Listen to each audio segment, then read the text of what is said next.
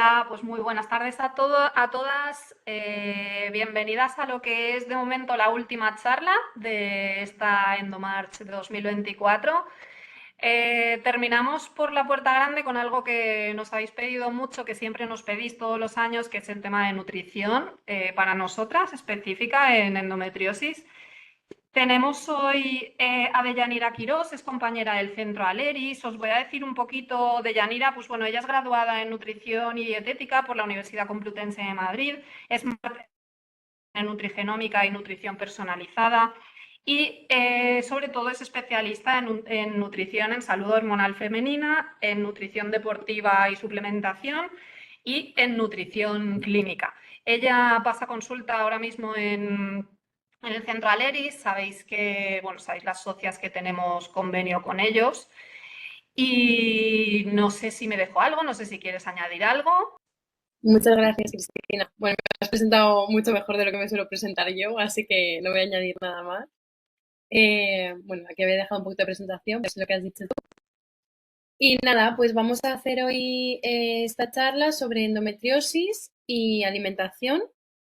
Siempre empiezo un poquito explicando la fisiología y a grandes rasgos lo que es un poco la enfermedad. No me voy a extender mucho en la charla de hoy porque me supongo que conoceréis la patología mucho mejor que yo, seguramente, porque al final las personas que lo sufren son las que mejor conocen su causa, ¿no?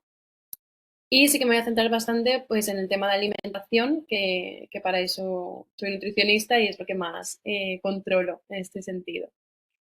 Así que vamos a empezar. En cuanto a la fisiología, siempre remarco un poquito porque creo que es muy importante en cualquier caso conocer cuáles son los mecanismos y por qué ocurren fisiológicamente las cosas, ¿no? Para poder comprenderlas mejor, porque a veces sin comprender realmente lo que está pasando, pues nos dejamos llevar por falsos mitos o, o por modas, ¿no? Dietas de moda. Y si no entendemos qué es lo que está pasando, no tenemos ese criterio para poder decidir acerca de la información, ¿no? O elegir de la información de la que hay tanta actualmente y que es tan abundante que cuesta mucho seleccionar. Entonces, como breve repaso, simplemente pues saber que toda la regulación hormonal empieza bueno, regulación hormonal en este caso de las hormonas sexuales, comienza en el hipotálamo, en una zona que se llama núcleo arqueado, que está muy cerquita de la hipófisis, y las neuronas que están en ese núcleo transmiten la información hacia la hipófisis, bueno, hacia la pituitaria anterior, y ahí es donde se libera una neurohormona que se llama GnRH, que significa sus siglas en inglés, hormona liberadora de gonadotropinas, que son la LH y la FSH fundamentalmente, que nos sonarán seguramente todo el tema del ciclo menstrual, y estas gonadotropinas son las que van a llegar a las gónadas, en este caso al ovario, y van a determinar la liberación de las hormonas sexuales.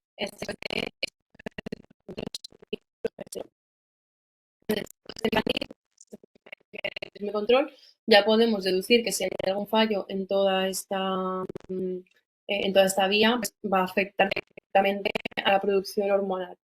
En la fase menstrual, cuando la estimulante, entonces ya nos está dando la pista de cuál es su función, que es estimular el folículo, ¿no?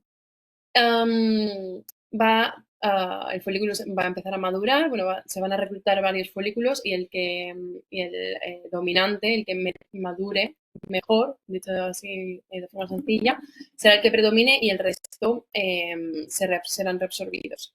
Este folículo se romperá por acción de la LH, que es la utilizante, y saldrá el óvulo hacia las trompas de falopio y el cuerpo que queda, que se llama cuerpo lúteo, es decir, el envoltorio que estaba protegiendo ese óvulo, se va a convertir en una especie de glándula endocrina y va a liberar progesterona. Si el óvulo no es fecundado, el cuerpo lúteo va a ser reabsorbido, se deja de liberar progesterona y vuelve a empezar el ciclo. Y bueno, es muy importante saber que, porque claro, en endometriosis lo que tenemos es una alta actividad estrogénica y creo que es importante saber de dónde salen estos estrógenos, ¿vale? Am, las hormonas sexuales van a ser, como hemos dicho, liberadas en las gónadas, que en este caso es el ovario, pero no en el ovario, no intentamos que se liberen en el ovario como en el órgano, ¿no? En el propio ovario, sino que es en el propio folículo, es decir, en el propio madurando. En ese óvulo es donde se va a actuar la FSH y la LH y es donde se van a liberar los estrógenos y los andrógenos y la progesterona. El folículo está formado fundamentalmente por dos capas de células, una capa exterior, que llamaríamos las células de la teca, y una capa interior, que serían las células de la granulosa. Y es en estas capas de células, en estas capas de células donde se van a liberar los estrógenos. ¿Por qué? Porque en la capa celular exterior, en las células de la teca, es donde va a llegar la LH desde la pituitaria y gracias a los receptores de LH que hay en estas células se van a liberar los andrógenos. Los andrógenos van a las células de la capa de la granulosa y ahí por acción de la FSH que va a ser recepcionada en las células de la granulosa se van a convertir los andrógenos en estrógenos. Entonces, podemos deducir aquí que cualquier problema en los receptores de LH, los Perdona, receptores de Deyanira. FSH. Perdona un segundito, Deyanira. Es que se te Dime, está dime. escuchando todo el rato como muy, muy, muy. ¿Me escuchas bien? Sí, Es que se te está escuchando todo el rato como entrecortado. ¿Quieres que probemos a que tú detengas tu vídeo para que la cámara no te sí, claro. requiera? Y como estamos viendo la Sí, sí. presentación, te dejas el micro a ver si Vale. así solucionamos algo. Aquí.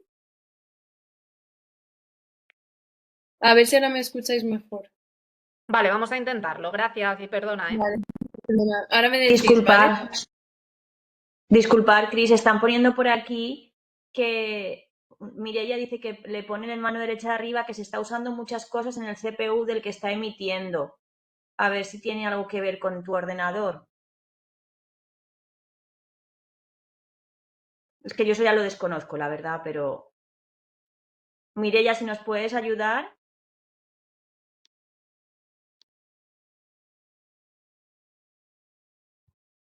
Hola, me Hola. pone eso, que se está utilizando muchas aplicaciones en la CPU de quien haya hecho la reunión. Sí, realmente como organizadora ha entrado Cristina. Pues eso, Claro, a es lo que mejor alguna ventana emergente o algo así. ya, pero yo no estoy compartiendo nada ni soy yo la hablante, Ya. entonces esto no, yo no tendría nada que ver. Vamos a intentar a ver, Sí, no, y Deyanira a ti no se te corta realmente. apagando su cámara para que no Vale, consuma recursos, a ver si solamente hablando y con la presentación, pues lo podemos escuchar bien, ¿vale? Vamos a dejarle que siga y si no vemos. de acuerdo. Vale.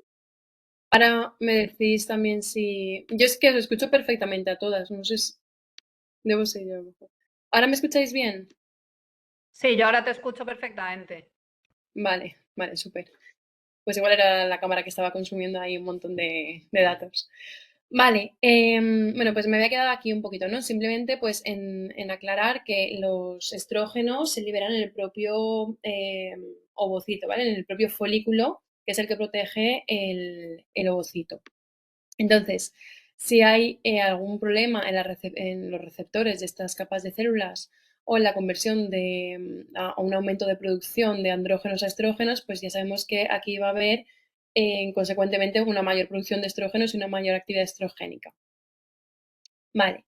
Luego, en cuanto a los estrógenos, una vez que se liberan, también tenemos que saber que cuando son activos son cuando viajan de forma libre en sangre y que el 50% del estradiol se encuentra unido a albúmina y el otro 48%, es decir, casi la otra mitad, a una globulina que se une a hormonas sexuales que podemos decir sus siglas SHBG. Entonces, solo el 2% de estrógeno está libre.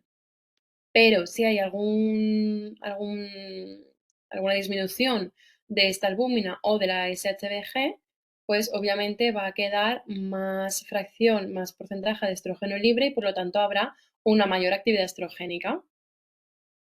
¿Vale?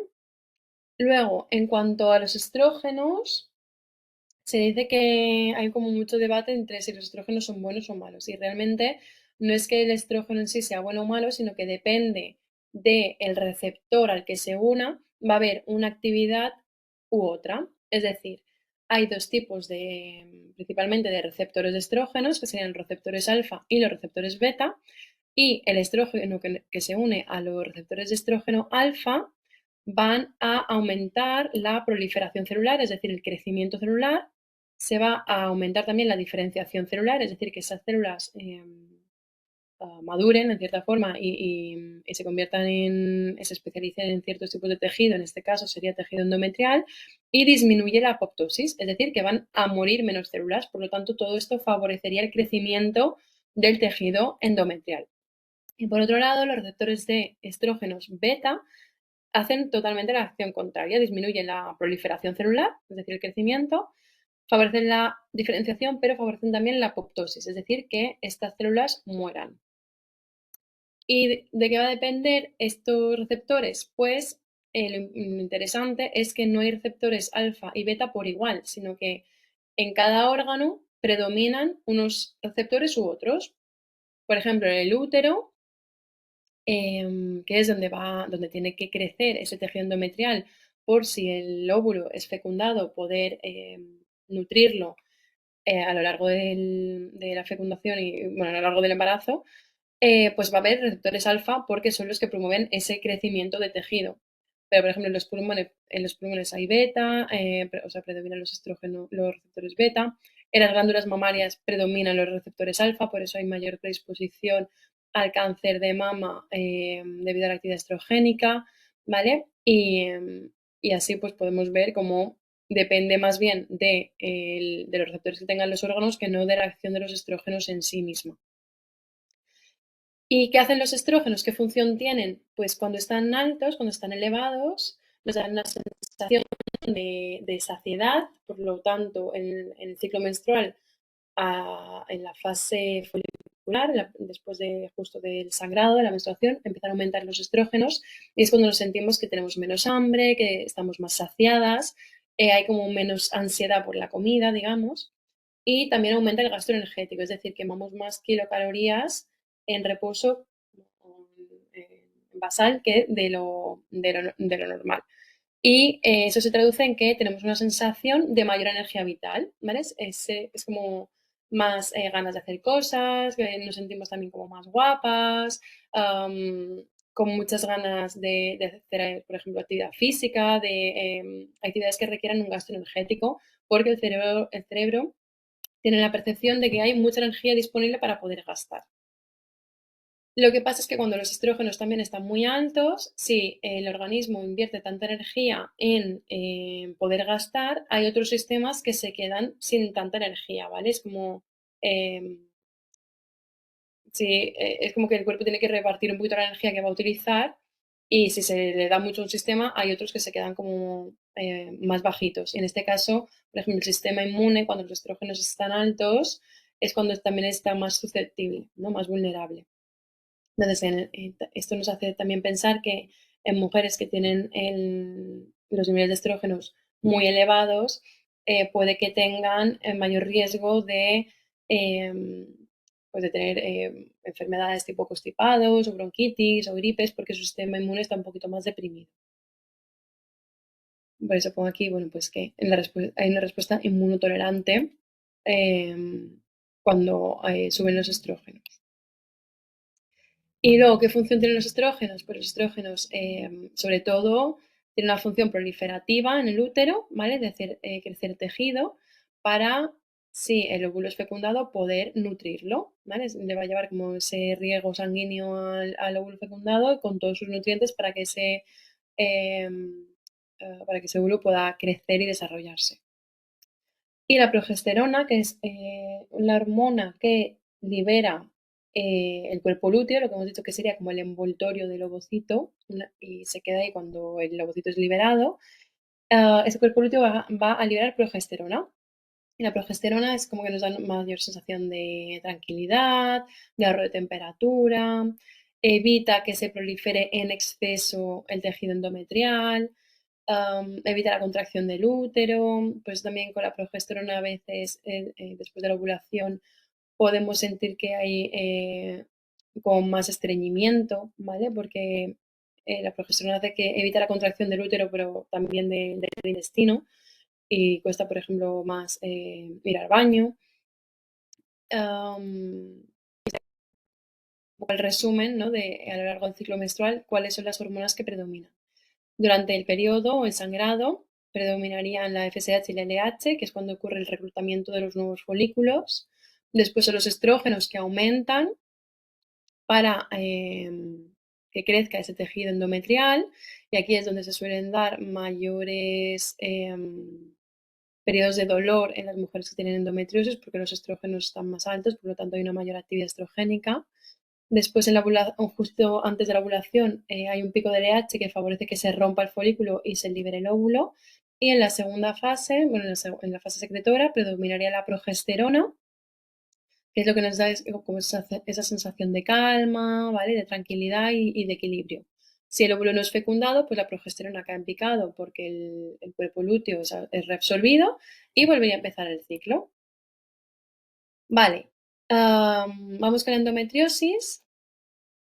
Bueno, supongo que sabéis que la endometriosis está englobada dentro de las dismenorreas secundarias. La dismenorrea es un término que se refiere a cuando hay un dolor muy intenso asociado a la menstruación.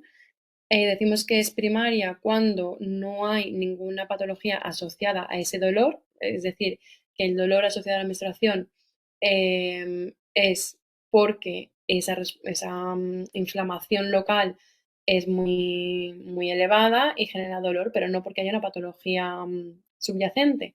Sin embargo, en la dismenorrea secundaria, ese dolor sí que está asociado a una causa. Bueno, puede ser endometriosis, puede ser adenomiosis, pólipos uterinos, fibromas, enfermedad inflamatoria pélvica. Para que sea dismenorrea secundaria, uno de los criterios es que el dolor ocurre antes del ciclo menstrual y se prolonga a lo largo de la menstruación, y los síntomas más frecuentes pues, son el dolor pélvico, calambres, náuseas, vómitos, diarrea, mareos. Depende de la intensidad del dolor y de la inflamación generada en cada una de las mujeres. ¿Por qué se caracteriza la endometriosis? Pues lo que hemos estado hablando acerca del crecimiento de tejido endometrial dentro del útero para poder anidar el óvulo en caso de que fuera fecundado. Pues en la endometriosis ocurre que este tejido no crece únicamente dentro del útero, sino que crece también en tejidos donde no debería crecer, ¿vale? Básicamente. Entonces esto va a generar una inflamación cuando la actividad estrogénica es alta, porque ese tejido es dependiente de estrógeno. Y podemos clasificarla en diferentes maneras según dónde están esos implantes de tejido endometrial. Si es en la superficie, por ejemplo, del peritoneo, como tenemos en la primera foto, la llamaríamos endometriosis superficial. Si es, por ejemplo, en los ovarios, es endometriosis ovárica. Y si es en tejidos adyacentes como el intestino, el pulmón o el estómago, pues la llamaríamos endometriosis profunda, ¿vale? ¿Y por qué ocurre? ¿Cuál es la etiología? ¿Qué es lo que desencadena que ocurra la endometriosis? Pues realmente no se sabe. Hay muchas teorías, aquí os he puesto 6 que son las principales, pero es verdad que ninguna de estas teorías realmente explica en todas sus formas por, por qué ocurre. Es decir, no llega a dar respuesta a todo. Entonces, por eso siguen siendo teorías, porque no se acaba de dar con la clave etiológica. Sin embargo, yo creo que para que se le está dando mucha más visibilidad y se está dedicando más investigación, pues seguramente dentro de unos años se avance en este aspecto. Lo que sí se sabe es que hay factores que sí que condicionan la aparición, ¿no? de la endometriosis, es decir, que se desarrolle. Esos son factores genéticos y epigenéticos, pues, por ejemplo, como hemos hablado antes, ¿no? De que los estrógenos se liberan en el folículo, pues si genéticamente esta persona tiene expresa más receptores de FSH en el folículo, va a haber una mayor actividad estrogénica, va a haber una mayor conversión. O si la enzima que convierte a los andrógenos a los estrógenos está mucho más aumentada su actividad en ciertas mujeres, pues también va a haber una mayor actividad estrogénica. Esto va a hacer que se desarrolle antes la patología.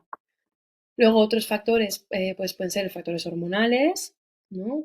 Factores inmunológicos, porque también se puede dar por factores autoinmunes, por ejemplo, que haya estados de inflamación crónica, también va a favorecer que se desarrolle la endometriosis, la exposición a toxinas, que hablaremos de ellas más tarde, y también condiciona mucho el estilo de vida. Se sabe que la obesidad al final es una inflamación crónica de bajo grado, también la puede favorecer. Una mala alimentación rica en alimentos oxidantes e inflamatorios también va a potenciar los síntomas, ¿no? O el sedentarismo. Entonces, bueno, sabemos que la endometriosis es una enfermedad al final que es crónica y donde, no, o al menos por ahora, no hay algo que la cure. Así que donde podemos actuar es en estos factores de estilo de vida. Y aquí es donde actuamos nosotras como nutricionistas, por ejemplo. Y en cuanto al mecanismo de patogénesis, y esto lo voy a explicar de una forma súper breve y súper sencilla, pero lo digo porque es importante y en esto se va a basar todas las pautas que vamos a dar de alimentación, y es que un ambiente muy favorable para que se desarrolle la endometriosis va a ser un ambiente que sea muy inflamatorio, donde haya mucho estrés oxidativo, donde el sistema inmune esté deprimido, ¿vale? Donde haya desregulaciones hormonales y también puede que se dé una resistencia a la progesterona.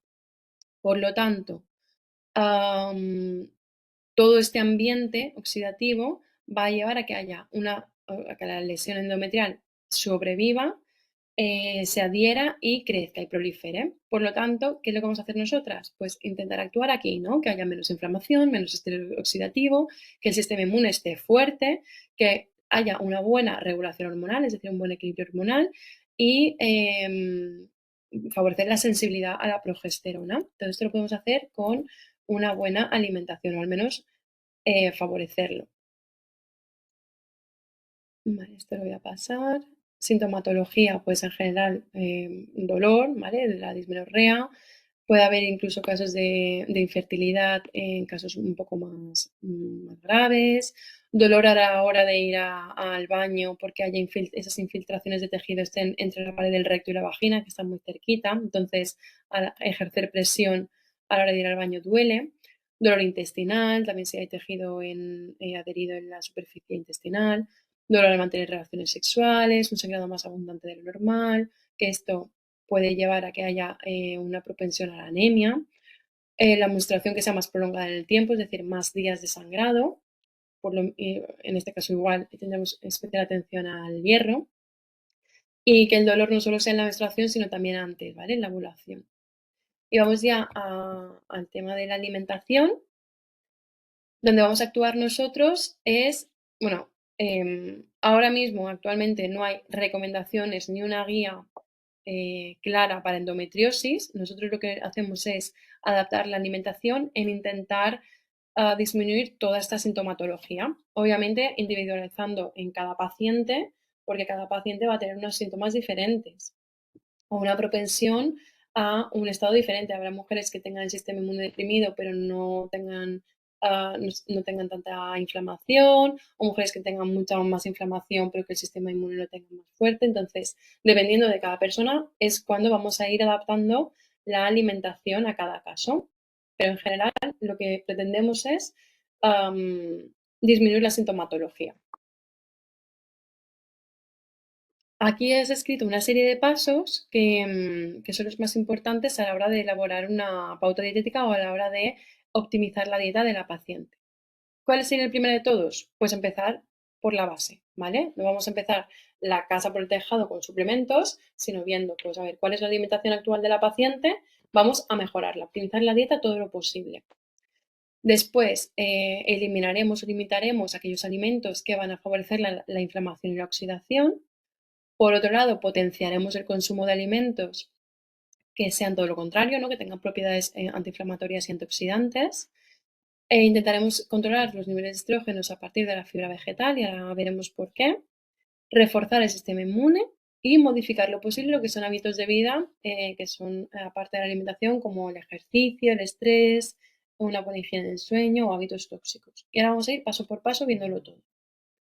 En cuanto a optimizar la dieta actual, claro, si viene una paciente que sus hábitos alimentarios son bastante regulares o malos, lo que vamos a hacer es intentar corregir primero esta dieta de base y luego pasito a pasito iremos mejorándola, ¿no?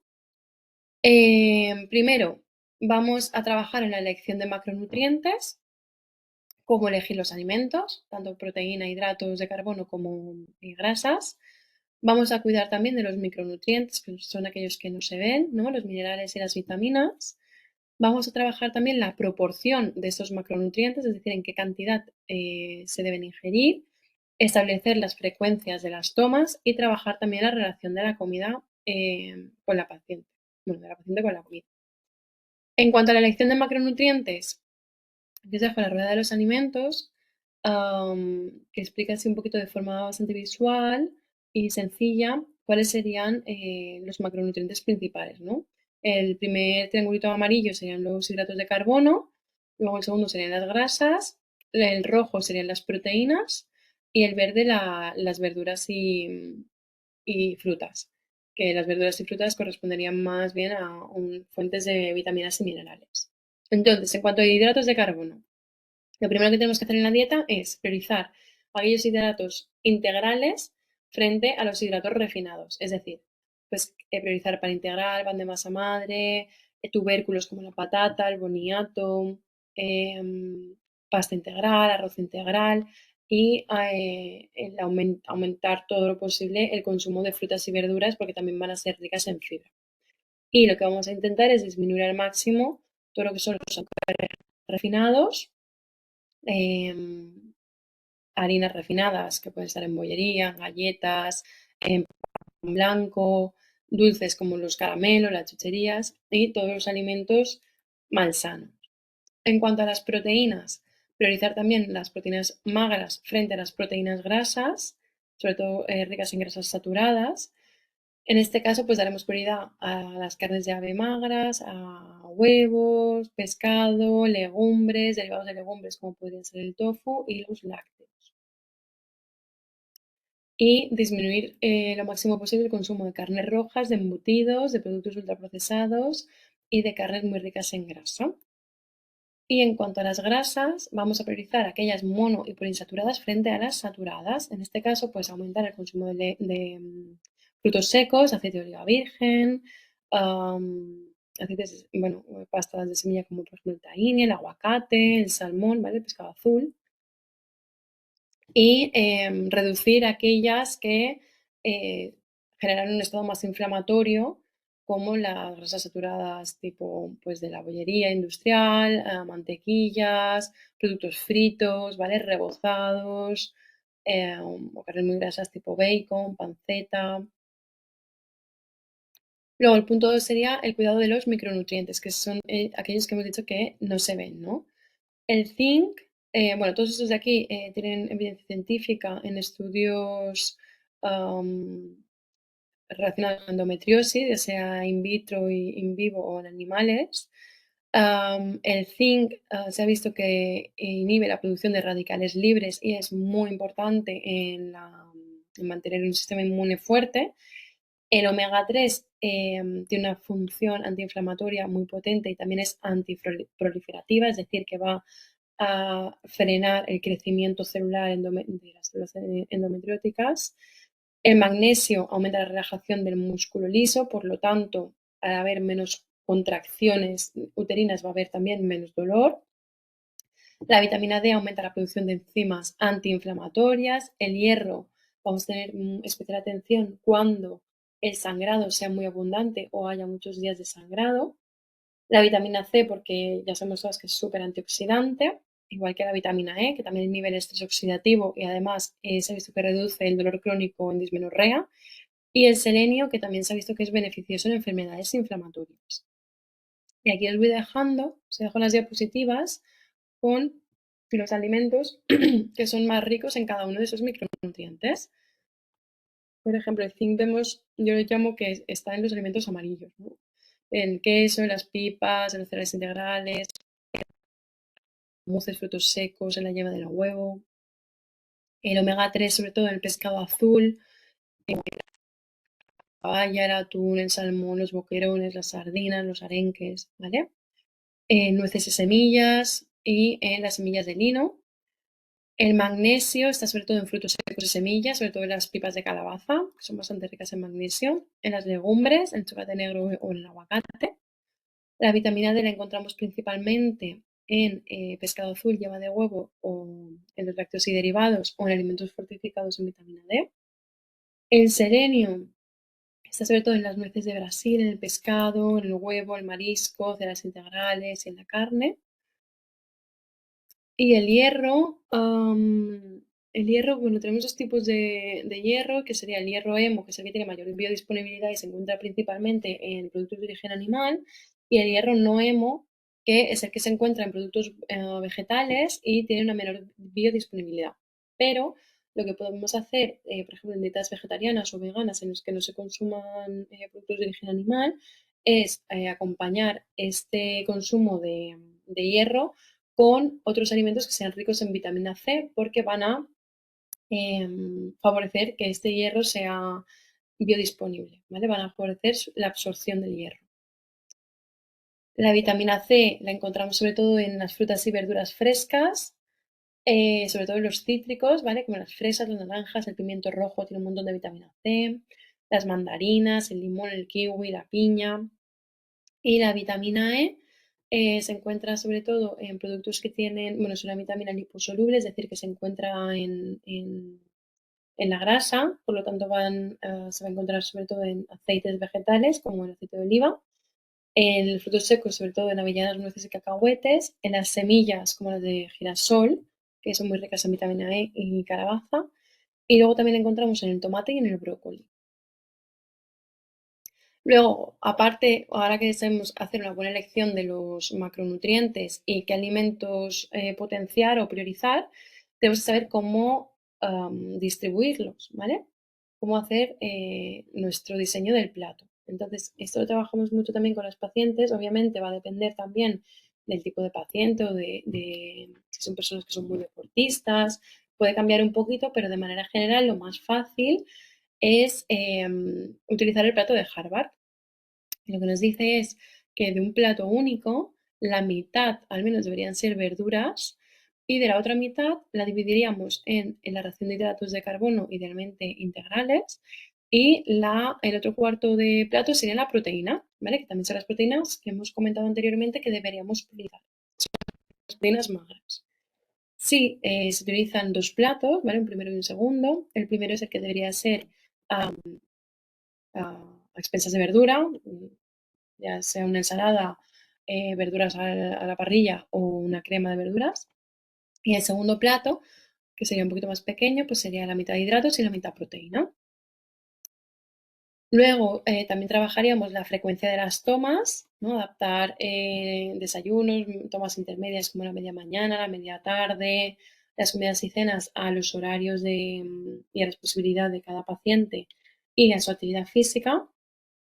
Y por último, trabajar la relación con la comida, ¿vale? Trabajar, pues si hay frecuentemente ocasiones de picoteo o de ansiedad con la comida, o si son pacientes que comen muy rápido, trabajar también el hambre emocional, pues el antojo, suele haber, por ejemplo, mucho antojo de dulce, o,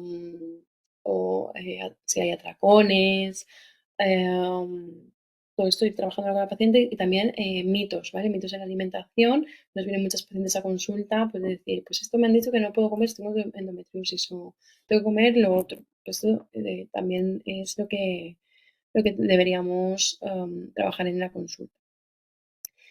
Después, el siguiente paso sería, hemos dicho, eliminar o limitar alimentos que favorecen la inflamación y la oxidación. ¿Por qué? Porque hemos dicho que la endometriosis se desarrolla en ambientes que son muy inflamatorios y muy oxidantes. Por lo tanto, esos alimentos que potencian esa oxidación los vamos a intentar eliminar lo máximo de lo posible de la dieta, siempre llegando a un consenso con la paciente.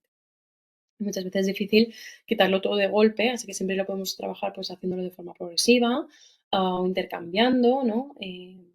O haciendo mitad y mitad.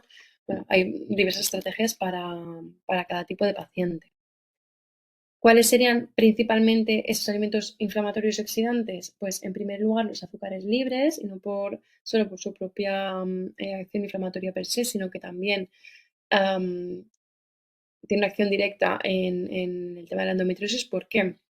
Porque picos altos de glucosa van a generar picos altos de insulina y esto de forma crónica lo que va a hacer es que la hormona, bueno, la proteína de la que hemos hablado al principio de la charla, la globulina que se une a hormonas sexuales, SHBG, que hemos dicho que se unía en un 48%, bueno, que el 48% de los estrógenos estaban unidos a esta proteína. Pues si hay muchos picos de insulina de forma crónica, esta proteína va a disminuir y por lo tanto, como consecuencia, va a haber un mayor porcentaje de estrógenos libres. Por lo tanto, va a haber una mayor proliferación del tejido endometrial. El otro de los compuestos inflamatorios y oxidantes serían las grasas refinadas. Por ejemplo, las grasas trans se relacionan con de citoquinas inflamatorias y también aumentan las prostaglandinas proinflamatorias, ¿vale? Esas pues, son las que serían las que encontraríamos en bollería, en productos ultraprocesados, en comidas preparadas, por ejemplo. Pero normalmente en casa pues podemos controlar el tipo de aceite que consumimos, teniendo pues en casa pues aceite de oliva o aceite de girasol, pero no podemos controlar los aceites que se utilizan en los procesos industriales, que obviamente siempre van a ser los más baratos para la empresa, ¿vale? La acrilamida es una sustancia que se crea cuando, bueno, en productos muy tostados que contienen almidón, ¿vale? Por la reacción de Maillard. Por ejemplo, cuando se nos quema el pan, o esta parte negra del pan cuando se quema mucho, o los rebozados, las patatas muy, muy morenitas, ¿vale? Muy, muy marroncitas, cuando se tuestan demasiado. Y esta sustancia es muy oxidante. De hecho, un consumo elevado de acrilamida está relacionado con un mayor riesgo de cáncer, ¿vale? Y luego los alimentos altos en sal también son más inflamatorios, sobre todo no la sal que nosotros ponemos en las comidas, sino en los alimentos que son muy salados, son normalmente el problema, como las pastillitas de concentrados de caldo, las patatas de bolsa, ¿no? Los snacks, los encurtidos, las aceitunas de lata, los productos envasados, los embutidos, las salazones. El alcohol también es un potente inflamatorio y de hecho tenemos estudios en relación a la endometriosis. Es un factor de riesgo directo para el desarrollo de las enfermedades que son dependientes de estrógenos porque aumenta la actividad de la aromatasa. La aromatasa es una enzima que participa en la conversión de andrógenos a estrógenos. Entonces, cuanto más activa sea la aromatasa, más andrógenos se van a convertir en estrógenos y por lo tanto mayor cantidad de estrógenos en sangre va a haber. También tenemos que saber que los estrógenos se metabolizan en el hígado y el alcohol también. Por lo tanto, si estamos saturando de trabajo al hígado, detoxificando el alcohol, va a haber una menor función detoxificadora de estrógenos, ¿vale? Por lo tanto, los estrógenos no se van a desactivar, sino que van a permanecer activos y va a haber una mayor actividad estrogénica. Y luego también el alcohol tiene un impacto negativo directamente en el sistema inmunológico. Primero, porque produce neutropenia, ¿vale? Y va a haber mayor susceptibilidad a sufrir infecciones. Y por otro lado, porque es un desencadenante de los procesos inflamatorios. El tercer paso, hemos dicho después de intentar eliminar lo máximo posible la oxidación, va a ser potenciar el consumo de los que sí que son antiinflamatorios y antioxidantes. Y lo pongo en tercer paso y no en el segundo porque a veces como que nos ponemos mucho el foco en poner alimentos buenos, ¿no? Entre comillas, como alimentos muy antioxidantes, alimentos súper antiinflamatorios y nos olvidamos de eliminar primero lo que nos está generando inflamación y oxidación. Entonces, me gusta ponerlo siempre por este orden, quitar primero lo malo y luego favorecer y potenciar todos aquellos alimentos que van a favorecer un estado más antiinflamatorio. En este caso, bueno, os he puesto el própolis. El própolis tiene un principio activo que es la crisina, que es un flavonoide que aumenta la muerte celular, desde la apoptosis celular, por lo tanto va a hacer que no se desarrolle o no crezca tanto el tejido endometrial y además disminuye la proliferación, ¿vale? Disminuye el crecimiento de las células endometrióticas. La cúrcuma contiene la curcumina, que aumenta, bueno, mejora la foliculogénesis, es decir, la maduración de los folículos, que por ejemplo en casos de infertilidad sería muy favorable, disminuye la producción de estrógenos e inhibe el desarrollo de la endometriosis. El jengibre tiene nengeferol, también que es tiene una actividad antiinflamatoria.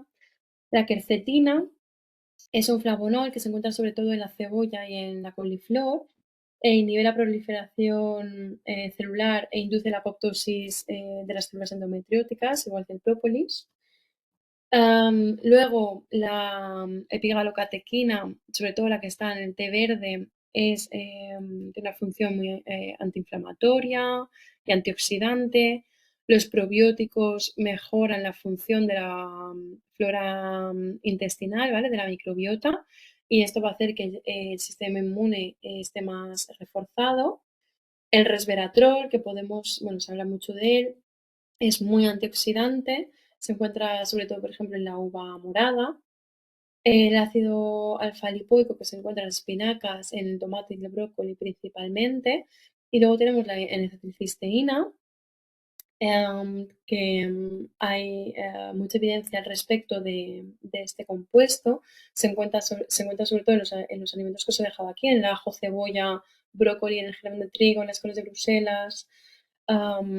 Y lo que tiene es una acción también antiproliferativa, es decir, frena el crecimiento de tejido de las células endometriales, disminuye la actividad,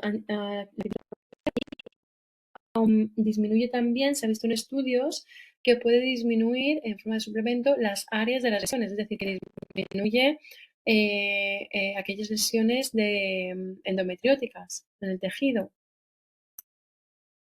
Luego, controlar los niveles de estrógenos mediante la fibra vegetal. Vale. Resulta que los estrógenos se eliminan en gran parte a través de las heces por la bilis y si las heces son, bueno, al eliminarse las heces se eliminan esos estrógenos, ¿no? Que han sido desactivados y eliminados. Pero si estamos más estreñidas y las heces se quedan durante más tiempo en el intestino, se puede promover que se reabsorban estos estrógenos, vuelvan al hígado y se vuelvan a reactivar. Por lo tanto, va a ser muy importante ir regularmente al baño para favorecer esta eliminación de estrógenos. Luego también la fibra tiene otras acciones, como por ejemplo que bueno, es el alimento de la microbiota intestinal y como hemos dicho, esto va a modular el sistema inmunológico y por lo tanto reducir la inflamación que se genera bueno, cuando hay dolor. Y luego también pues la fibra contenida en la fruta, sabemos que la fruta además de fibra también contiene antioxidantes, entonces va a reducir el estrés oxidativo y va a reducir también la inflamación, ¿no? Es una especie de sinergia todo junto. Sin embargo, sí que hay estudios contradictorios porque se ha visto que la fruta y la verdura pues pueden contener trazas de pesticidas o plaguicidas y estos actúan como disruptores endocrinos, favoreciendo el desarrollo de la enfermedad. ¿Habría que dejar de comer fruta y verdura? No, lo que habría que hacer es intentar, siempre que se pueda, comprarlos bueno, de producción ecológica o lavarlos muy bien en casa, ¿vale? con los ácido clorhídrico que se vende apuesta pues para disuelto para poder lavar las frutas y verduras bien.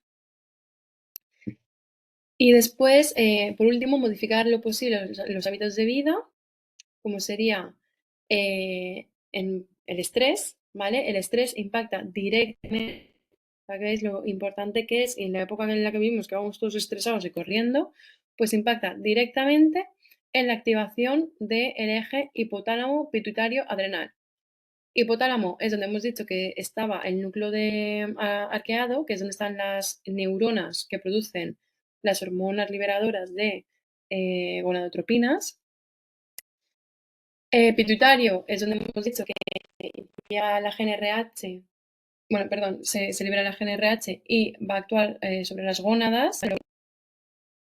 Y en este caso, el adrenal es donde se libera el cortisol. Entonces, el estrés impacta directamente en este eje, aumentando los niveles de cortisol, que es la hormona del estrés, ¿no? Que llamamos. Y el cortisol lo que hace es que influye en el sistema inmunológico, suprimiéndolo. Por lo tanto, va a haber una mayor inflamación y una mayor proliferación celular si ese sistema inmune está deprimido. Y el estrés crónico se asocia a la producción de citocinas proinflamatorias, es decir, que al final va a impactar el estrés en más dolor porque hay más inflamación y el sistema inmune no funciona tan bien. ¿Qué podemos hacer aquí? Pues promover el autocuidado de nuestros pacientes, siempre que se pueda dar apoyo emocional o derivar a terapia, ayudar en la organización de las tareas, en la organización de los menús, facilitar todo lo posible la gestión de la alimentación para que no les suponga un estrés adicional, hacer ejercicio de forma regular y también dar técnicas de relajación o de alimentación consciente. En cuanto al descanso, es esencial en la regulación hormonal. Hemos dicho que uno de los factores desencadenantes de la endometriosis era los desequilibrios hormonales. Por lo tanto, si tenemos un mal descanso, va a haber una desregulación hormonal también, que va a impactar directamente. Y en este caso, lo que tenemos que hacer es promover el establecimiento de rutinas. Bueno, pues desayunar, comer, cenar a la misma hora siempre que se pueda. Y favorecer así también las rutinas del sueño, porque no es lo mismo si un día cenas a las 8, otro día cenas a las 9, otro día cenas a las 12 de la noche, tu sueño también va a cambiar. Dar pautas de higiene del sueño, pues a la temperatura ideal a la que debe estar la habitación para descansar mejor, cuál es la luz, favorecer las luces cálidas frente a las blancas, dejar de utilizar pantallas de ordenador, del móvil, al menos media hora antes de irse a dormir. Pautar también el consumo de cafeína, ¿vale? Pues personas que les cuesta dormir, que se toman un café por la tarde, pues intentar que no tomen café ni tés a partir de las 4 de la tarde o 5, que las cenas sean más ligeras, porque cenas muy pesadas y justo antes de irse a la cama también pueden desfavorecer un buen descanso. En ejercicio físico hay varios estudios en cuanto a ejercicio físico y endometriosis.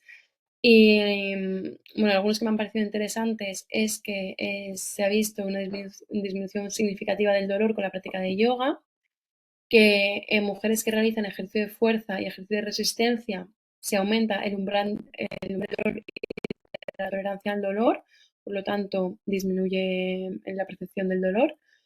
Y además en ejercicio postural con ejercicio de fuerza y terapia psicológica, resulta en una mejor percepción de la calidad de vida por parte de las pacientes, sienten que tienen mayor energía y mayor vitalidad y funcionalidad y también se disminuyen los niveles de estrés. Y esto no es lo de los niveles de estrés no solo únicamente a través de la percepción de la paciente, sino que a través de analíticas en las que se mide el cortisol, se ha visto que disminuyen los niveles de cortisol, ¿vale? Con la aplicación de este programa.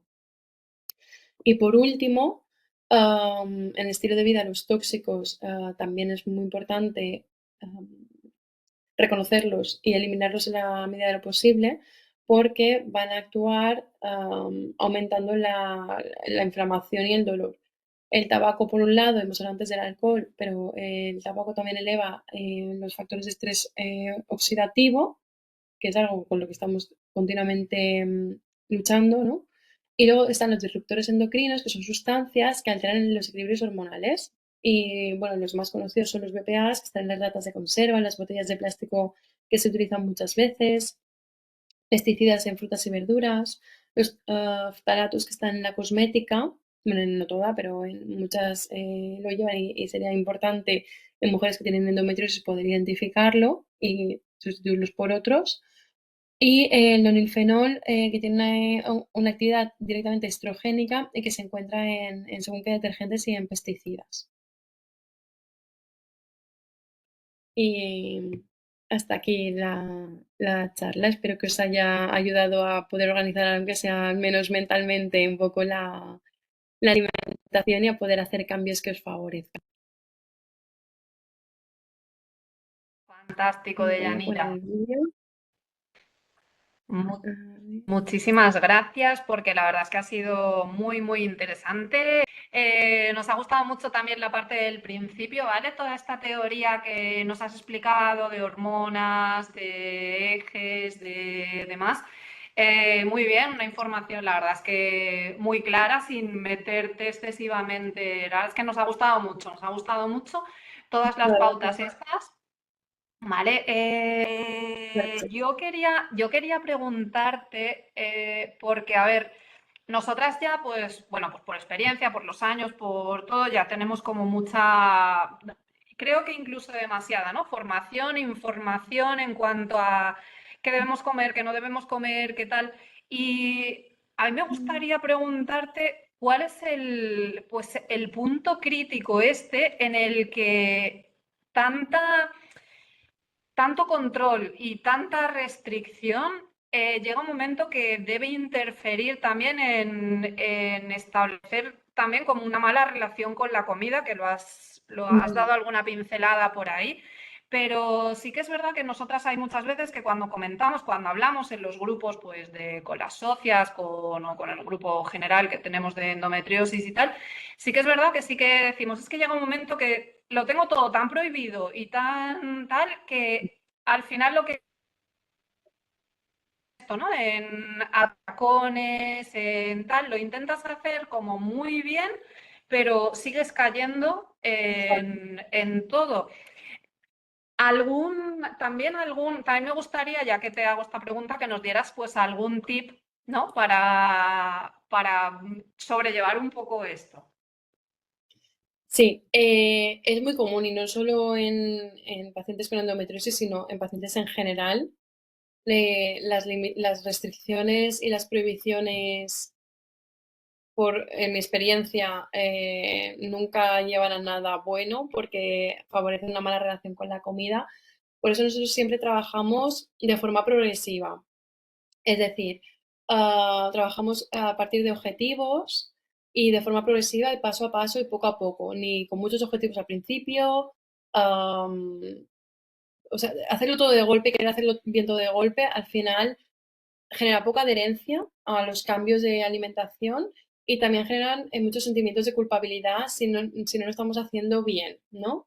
Entonces, es tip, siempre trabajar de forma progresiva. Es decir, una persona que come muy mal no puede comer de repente perfecto de un día para otro al cambiar, al dar una pauta. Entonces, es muy importante por parte del nutricionista o de la nutricionista o de vosotras si estáis en contacto con pacientes con endometriosis, identificar qué es lo más importante, dar prioridad. Por eso yo os he hecho una lista de prioridades. Muchas personas que hacen quieren que les des, por ejemplo, llegar a consulta y que les des suplementos para mejorar, ¿no? Y es como, no podemos empezar la casa por el tejado. Primero, con la alimentación de base. ¿Cómo desayunas? ¿Qué es lo que comes? ¿Qué es lo que sueles cenar? ¿Conoces qué son los macronutrientes? Porque hay personas que saben muchísimo de alimentación y personas que no saben nada. Es decir, de cada grupo, ¿no? El orden que os he puesto, ese serían básicamente los tips. De cada grupo, ¿qué es lo importante? ¿Qué es lo que hay que priorizar? Y lo otro no es que haya que prohibir, sino limitar todo lo posible. Y yo siempre digo a mis pacientes, que no puedes comer nunca más, ni que esté prohibido. Es lo que tienes que hacer tú de forma, o sea, esta es la alimentación que tú tienes que llevar de forma habitual, tu día a día. Que un día tienes, yo qué sé, que llegan Navidades, que tienes un cumpleaños, que hay un evento especial, que tienes que comer con los del trabajo. Disfruta de tu comida, disfruta de lo que vayas a comer. Disfruta realmente de ese momento. No te sientas culpable, te lo puedes tomar, pero siempre, o sea, claro que puedes comer, pero tenemos que intentar cambiar el chip, ¿no? Y que sea siempre algo ocasional, no lo habitual, no lo que vamos a tener en casa. Y yo creo que eso es muy importante. Y luego, pues eso, priorizar también otros campos, no solo la alimentación, sino intentar que se aumente la actividad física. Una persona que es sedentaria no le puedes decir, bueno, pues ahora tienes que correr 10 kilómetros a la semana, o tienes que salir a correr 2 veces a la semana, porque no lo va a hacer, pero le puedes decir, mira, vamos a intentar dar un paseo largo a la semana, de 30 minutos, 40 minutitos, ¿no? Todos los cambios que sean así, como de forma progresiva. Y siempre eso, intentar no prohibir, porque si se prohíbe, es luego cuando aparecen los sentimientos de ansiedad, de es que me lo quiero comer, pero no puedo porque lo tengo prohibido, porque si me lo como me va a afectar. Es dejar esa puerta abierta, ¿vale? Es importante dejar la puerta abierta y dejar claro que si pasa, no pasa nada. O sea, si se come, no pasa nada. Que por una vez, que no pasa nada. Y bueno, hay una cosa que, mira, ahora me he acordado. Hay algo que funciona muy bien con las pacientes en ese sentido, que es decirles, yo les digo, imagínate una persona que se levanta y se desayuna un donut con un Red Bull, ¿vale? Y luego a media mañana, pues en el descanso, una bolsa de patatas de estas patatas de estas de bolsa y un refresco. Y luego come salchichas con tomate y patatas fritas. Y a la hora de la merienda, pues más de lo mismo, una de estas de filipinos blancos y jugando al ordenador. Y se cena, pues pasta con tomate y chorizo, yo qué sé, por inventarme. Y de postre unas natillas. Y así suele ser el día a día. Si llega el sábado y se cena una ensalada con con remolacha, con maíz, con un montón de hojas verdes, con atún, con huevo. Una ensalada perfecta. ¿Esta persona va a perder peso? ¿Esta persona va a mejorar en algo su sistema inmune? ¿Esta persona va a mejorar sus niveles de colesterol? No. O sea, no pasa nada. No, porque esa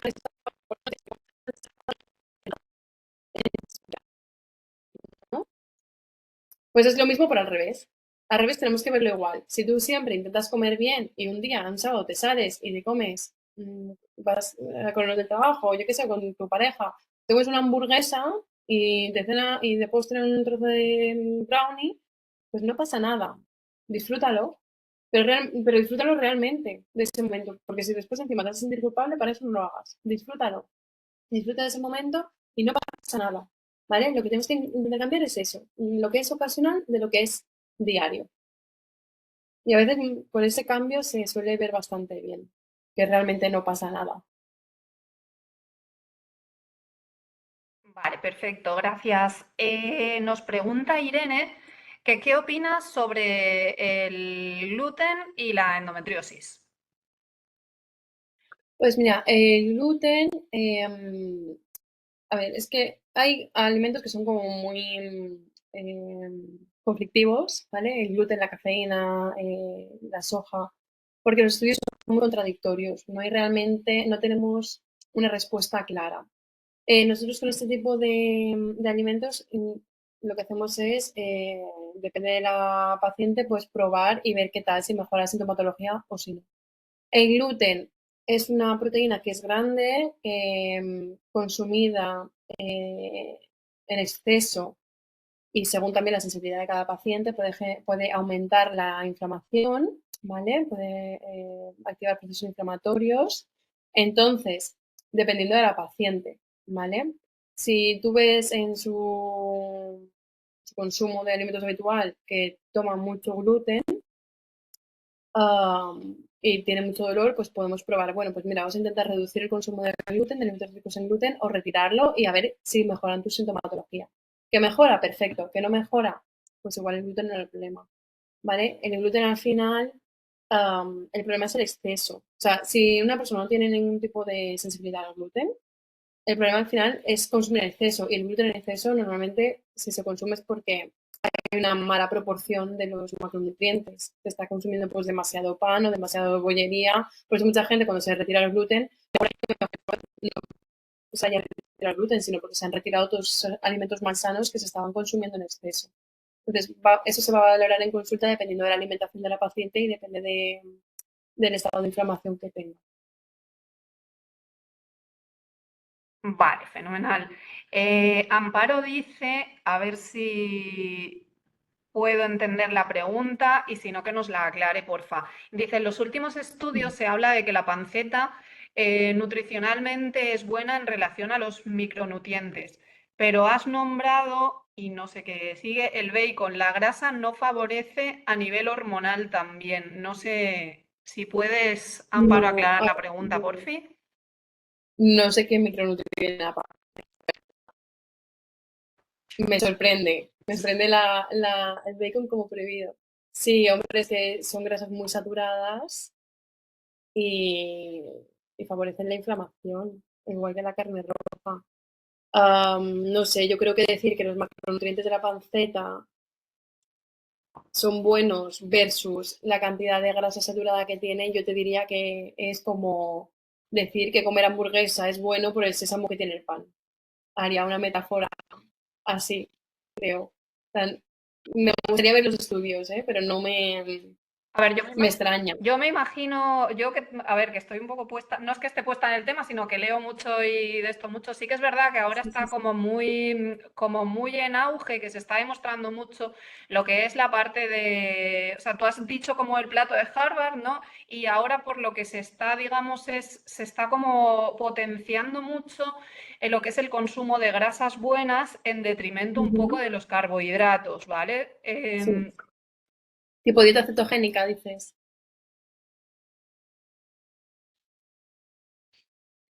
Uy, te he perdido.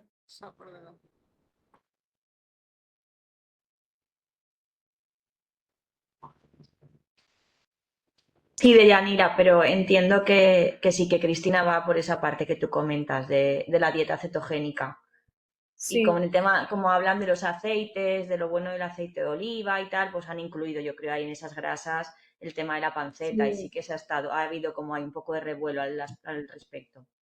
A ver, ahí las dietas a veces también van un poco por modas. Al principio, Correcto. yo me acuerdo de la carrera que era todo grasa todo mal y hidratos y proteína bien, ¿no? El tema de todos los productos Mm. light, todos en grasa.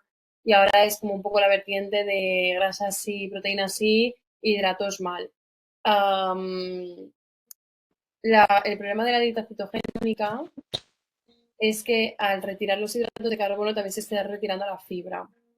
¿Vale? Se eliminan frutas, verduras que son muy ricas en vitaminas y antioxidantes. Um, y claro, la fibra es esencial para el mantenimiento de la microbiota intestinal.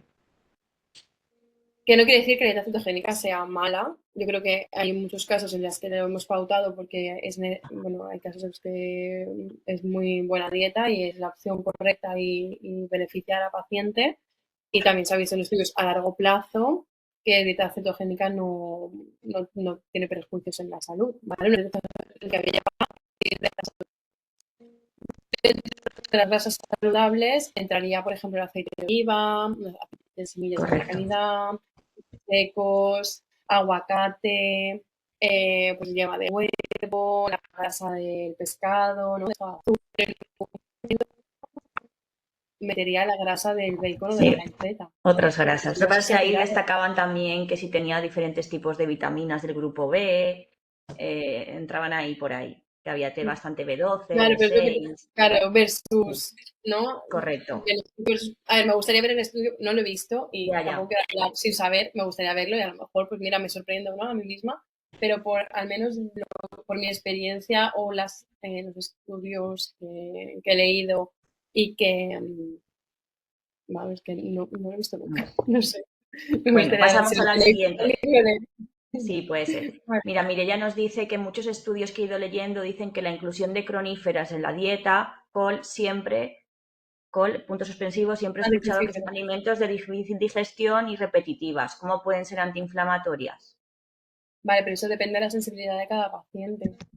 Es verdad que hay pacientes que las crucíferas son más flatulentas, bueno, en general son flatulentas, pero también depende de lo entrenada que esté la microbiota intestinal, ¿vale? Al final, tu microbiota se va a desarrollar en base a lo que tú comas. Cuantas más, o sea, si tú no has comido nunca legumbres y comer lentejas, te va a generar muchísima flatulencia, porque tu microbiota está acostumbrada a fermentar ese tipo de hidratos. En cambio, si las personas veganas, que su base es principalmente a base de legumbres, no tienen problemas de flatulencias. Y con las crucíferas pasa lo mismo. Si no estás acostumbrada a tomar crucíferas, porque no es algo que sea realmente súper común en la dieta que llevamos actualmente, ¿vale? Se olvidan bastante, ojalá se pusieran de moda porque tienen muchísimas propiedades. El brócoli y la coliflor son una pasada. Pero claro, siempre se intenta que cuando se empiecen a consumir crucíferas sea de forma progresiva, porque la microbiota se tiene que empezar a acostumbrar. Bueno, al final la microbiota es como gana, o sea, es, ¿cómo se llama? La ley es la ley de la supervivencia. A las que les des de comer son las que se van a desarrollar, y las que no les des de comer se van a morir de hambre y morirán. Entonces tú vas a tener en tu flora intestinal aquellas bacterias a las que tú alimentas. Si tú no las has alimentado nunca con crucíferas, no vas a tener microbiota que Y pueda de fermentar. primeras posiblemente tu cuerpo te la va a rechazar, ¿no? Claro, no es que la rechace, porque al final lo que pasa es que no la puede digerir bien porque Correcto. no tiene las herramientas como para digerir las gas.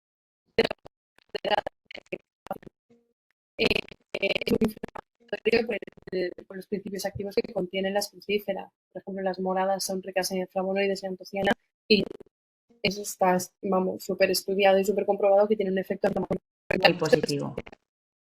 las cosas de forma progresiva. Poquito. Muy bien. Vale, Belén nos da las gracias por la información, bueno, te da las gracias por la información, dice que excelente todo y pregunta, cuando se está bajo tratamiento con Diano-Gest anticonceptivas, ¿hay pautas especiales para evitar posibles efectos secundarios?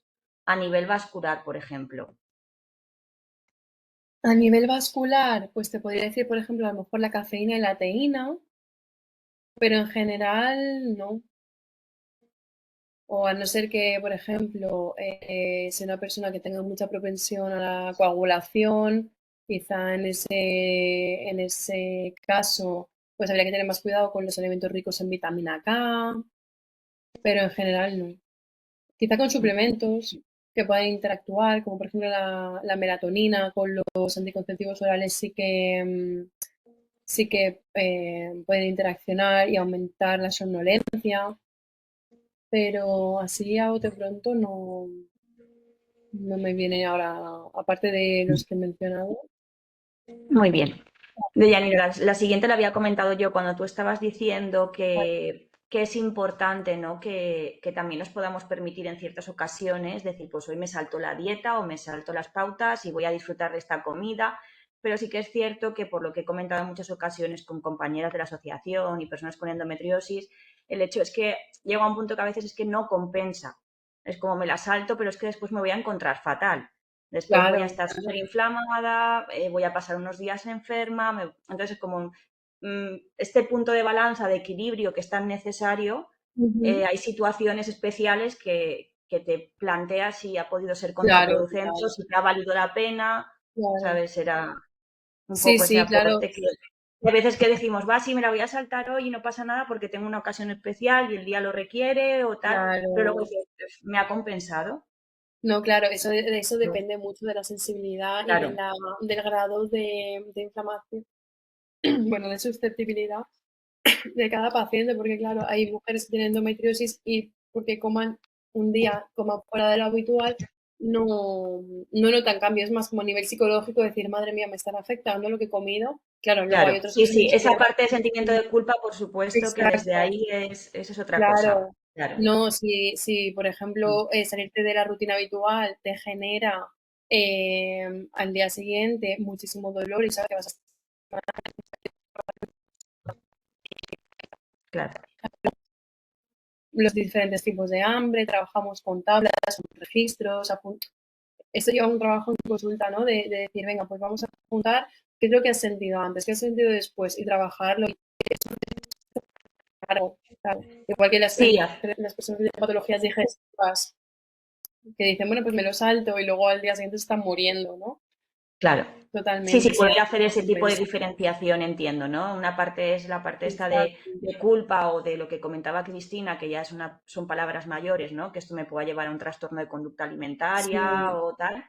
O lo que es la parte ya de es que realmente me sienta mal, pues porque a lo mejor tengo afectada mi permeabilidad intestinal, por la parte de inflamación, claro. o tengo otro tipo de situaciones o de patologías que no me permiten que hoy me salte esa parte de la Sí, dieta. Entonces, a lo mejor ahí sí que es necesario hacer otro tipo de trabajo, entiendo, en cuanto a aceptar, ¿no? Cuál es nuestra realidad en cuanto a la alimentación, en qué lugar la ponemos y cómo afrontamos o esas consensuar. situaciones. Sí, también se puede Exacto. consensuar, depende del grado, pues por ejemplo, mira, es que se van todos a comer o vamos todos a comer a una hamburguesería, ¿no? Y sabes que si te comes una entera con las patatas y con el entrante te va a sentar fatal. Pues a lo mejor puedes decir, mira, pues ¿y por qué no intentas que sea una hamburguesa, por ejemplo, que lleve lechuga y tomate Que sea de y, pollo. exacto, y con ensalada o con patatas, pero comete solo la mitad y la otra mitad pues se las das a alguien y el postre pues intenta solo compartirlo, ¿sabes? Como intentar consensuar un poquito y llegar a un punto de equilibrio porque también es difícil para vosotras no comer nada de lo que los demás están comiendo porque al final la alimentación, comer es un acto social también la mayoría de las veces, ¿no? Pues intentar Totalmente. llegar a ese punto de equilibrio para que no sean ni cero ni 100. Sí, no, y esto yo creo que desde mi punto de vista no es valorar, en vez de verlo desde el déficit de no me he podido comer esa hamburguesa con todas estas cosas, Exacto, es desde lo que he podido permitir estar aquí y comerme esta otra exacto, hamburguesa que pues es de total, pollo y tiene tal, pero también está rica o también me da otro tipo de totalmente. aporte. Vale. Sí, sí, Muy bien, totalmente. pasamos. Silvia por aquí nos comenta, dice, hola, otra duda, ¿cómo se mide el estado de inflamación de una persona? Pues el estado de inflamación, a ver, es difícil medir el estado de inflamación, sobre todo porque el estado de inflamación varía según los días, según el momento del ciclo menstrual, pero bueno, se pueden ver, a ver, en endometriosis sobre todo miramos la inflamación dependiendo del dolor. Al final nosotros, a partir de la nutrición, lo que intentamos es disminuir la sintomatología y en el caso de la inflamación lo que nos genera es dolor pélvico. Entonces podemos medir bueno, dejamos un menú en blanco y decimos, venga, pues tienes que poner lo que has comido y luego abajo yo suelo dejar una fila que sea sensaciones, ¿no? Y después de poner, pues,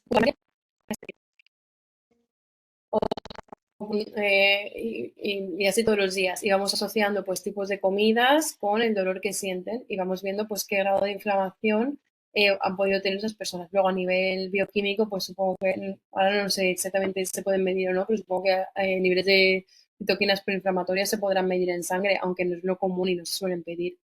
Muy bien. Perfecto. Y luego Belén, que es la chica que anteriormente nos había hablado sobre el tema de las anticonceptivas y cómo evitar posibles efectos secundarios y demás, nos dice que personalmente desarrollé síndrome de Raynaud y por ello la pregunta. Pero por el consumo de alimentos con interacción con los anticonceptivos. Belén, ¿estás por aquí para responderle? Se refiere a nivel de, No sé. de alimentos y anticonceptivos. Ah, de tratamiento, no, era el tratamiento farmacológico, decía, ¿no? Sí, sí. Si No me sé, lo no puede sé, explicar desconozco. mejor. Sí, Vale. vale. Lo Está por ahí dejamos. que nos lo explique, porque ahora no sé muy bien a qué se refiere. Cristina, te había tomado el relevo, pero veo que estás de nuevo por aquí. Si quieres. Sí, es que no sé qué me ha pasado que de repente se me ha apagado el ordenador. Yo Sí. tengo también una última pregunta. No has comentado nada y sí que es algo, una pauta común que nos dicen, lo del hecho de dejar pasar ciertas horas pues para que el complejo migratorio motor haga su Ujú. función, porque cada vez que comemos entramos en un proceso inflamatorio y demás.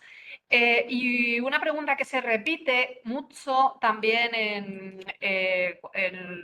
los foros y demás es el tema de los ayunos, Vale. ¿vale?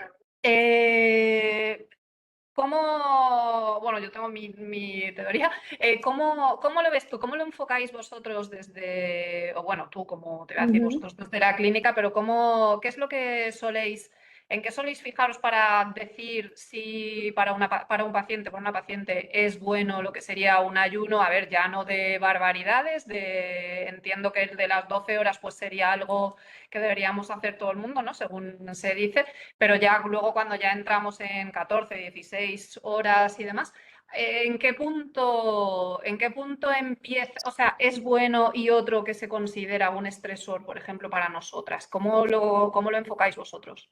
Nosotros solemos enfocarlo, bueno, al menos por mi parte, yo lo que intento siempre es que haya 12 horas entre la hora de la cena y la hora del desayuno, ¿vale? Siempre les digo, pues si cenas a las 8, desayuno a las 8, si cenas a las 9, el paciente tenga la posibilidad de hacerlo. Es decir, se considera un estresor cuando le genera más problemas que beneficios a la paciente. O, por ejemplo, a ver, ahora no sé cómo explicarlo.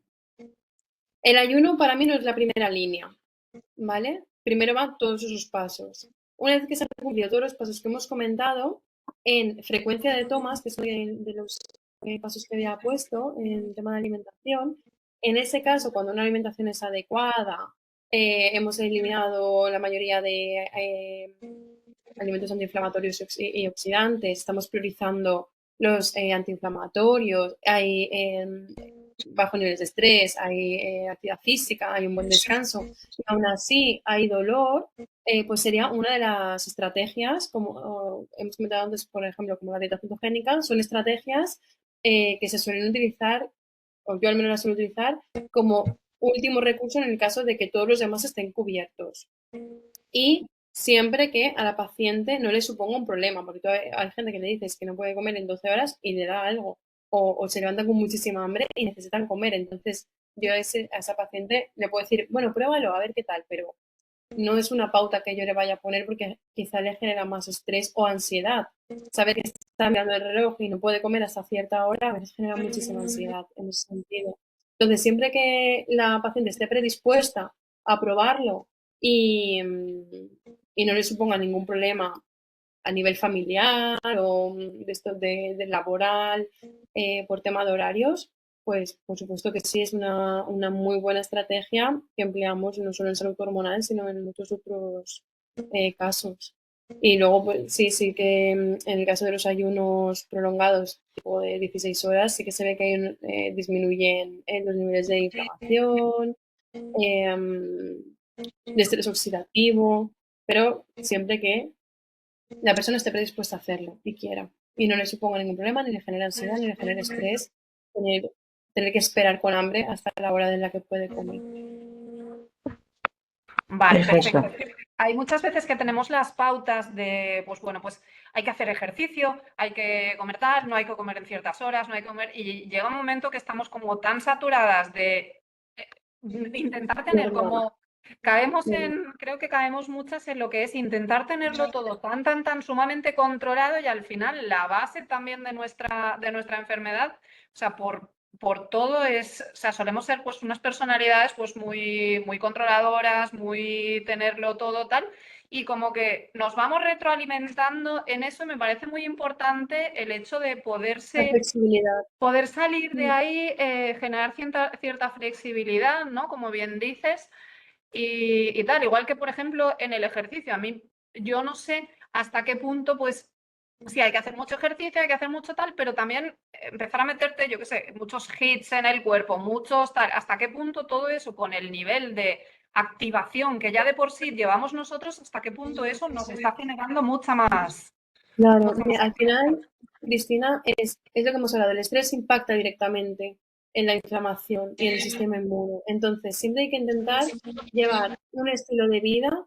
que te genere el mínimo estrés posible. Es decir, claro que es importante hacer ejercicio, pero versus ser una persona sedentaria y no hacer absolutamente nada. Ejercicio no significa que tengas que hacer maratones, ni que tengas que ir 5 o 6 veces al gimnasio a la semana. Es intentar llevar una vida que sea activa dentro de lo que tú puedas llevar y que no te genere un estrés a ti, ¿vale? Que es muy importante esa flexibilidad. Y a nivel de salud mental es súper importante, sobre todo en la comida. Necesaria totalmente. Súper necesaria, porque si nos ponemos todos esos objetivos a cumplir de golpe, es un agobio. Y quieras que no, tu cabeza está todo el rato pensando, he fallado hoy en eso, hoy no he hecho ejercicio, hoy no he comido tal, hoy no sé cuánto, hoy no he descansado bien, verás que me va a doler.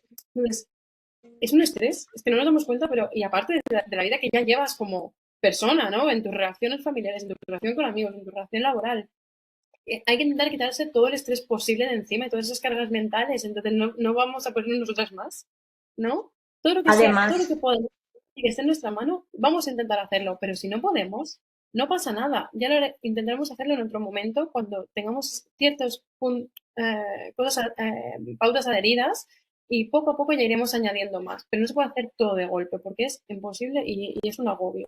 Y es lo que he totalmente. dicho, empezamos por el tejado y luego ya con el esto sí, esto no, esto sí, esto no. Tener una buena base de alimentación es lo primordial. Y la actividad física que se pueda. Pues si puedes ir al trabajo caminando, pues perfecto. Que puedes ir a no sé dónde caminando, tal. Que puedes coger las escaleras en vez de la cinta de las escaleras mecánicas del metro, tal. Que puedes caminar, subir escaleras en vez de coger el ascensor. Pues eso sí ya es actividad física. Ya te estás moviendo más que no hacer nada. Me parece absurdo ponernos como objetivo hacer 3 hits a la semana si luego las orgánicas. Vamos a empezar por lo sencillo, por lo que podemos hacer todos los días, por las cosas diarias y luego ya iremos añadiendo más cosas, igual que la alimentación. ¿Para qué te vas a tomar 300 suplementos para la endometriosis o que te han dicho que van bien para la endometriosis si estás comiendo fatal? Vamos a empezar a tomar poquito. Cuando nos vayamos sintiendo mejor y cuando tengamos pautas adheridas, iremos añadiendo más cosas, pero hay que intentar quitarse todas esas cargas mentales y ser más flexibles con nosotras mismas. Vale, hay una última pregunta. Mireia dice que cuando buscamos un nutricionista, si es necesario llevar una analítica, además de informes digestivos y ginecológicos, y si es así, con algo básico, con algún informe básico sobra.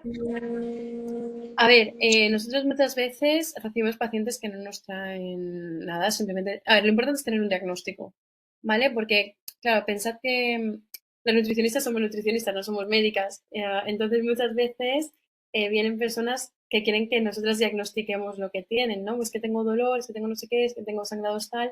Y es como, jo, me sabe mal, pero yo no te puedo diagnosticar. Es importante que sí llegar con un diagnóstico, porque nosotros al final lo que somos expertas es en adaptar la dieta a la situación de cada persona, pero necesito saber cuál es tu situación. Me lo puedo imaginar, pero yo no me voy a responsabilizar de diagnosticarte porque me puedo equivocar, no he estudiado para hacer diagnóstico. Entonces, lo importante es traer un diagnóstico. Luego nosotros en consulta vamos a hablar y os vamos a preguntar pues por vuestros hábitos, también muchos temas emocionales, estilo de vida y en base a ello nos vamos a hacer una idea y vamos a hacer la pauta. ¿Que además tienes analíticas? Pues perfecto. ¿Vale? Siempre van a ser un extra porque podemos comparar después resultados con analíticas posteriores, pero tampoco necesitamos un montón de papeles, ¿vale? Con un diagnóstico y analíticas, si tienes, pues perfecto. Y son recientes, porque a veces tenemos analíticas de hace un año y no nos sirven. Perfecto, pues chicas, son las 8, ¿vale? Vamos a dejarlo aquí si os parece. Deyanira, un placer. No nos Igualmente, conocíamos, pero vamos, ha sido el descubrimiento de esta Endomarch. igualmente, muchas gracias. Nos ha gustado mucho el enfoque que le has dado, ¿vale? Cómo lo has explicado todo, cómo nos ha quedado todo bastante claro. Muchísimas darte las gracias de verdad por tu tiempo, por la preparación, por la implicación. Muchísimas gracias, de verdad. A vosotras, socias, las socias nuestras, gracias también por la parte que nos toca. Sabéis que desde la asociación empleamos mucho, o sea, mucho esfuerzo en preparar cosas así. Gracias por habernos acompañado. Sabéis que, bueno, de Yanira ya el equipo de Aleris lo tenéis, como os he dicho antes, en los acuerdos nuestros. Tenemos un acuerdo con ellos Como veis, pues es un equipo que conoce la enfermedad nuestra, por eso nosotras las recomendamos. Si necesitáis cualquier cosa, nos podéis contactar con nosotros o contactar directamente con ellos y ya está. ¿Vale? Muchísimas gracias de verdad una vez más a todas. Muchísimas gracias a vosotras por la acogida, por las preguntas y por todo. Vale, encantada y cuando necesitéis algo, pues aquí estamos. Muchísimas gracias, de verdad. Encantada de conoceros. Gracias. Hasta luego. Un placer. Igualmente. Hasta luego. Adiós. Chao.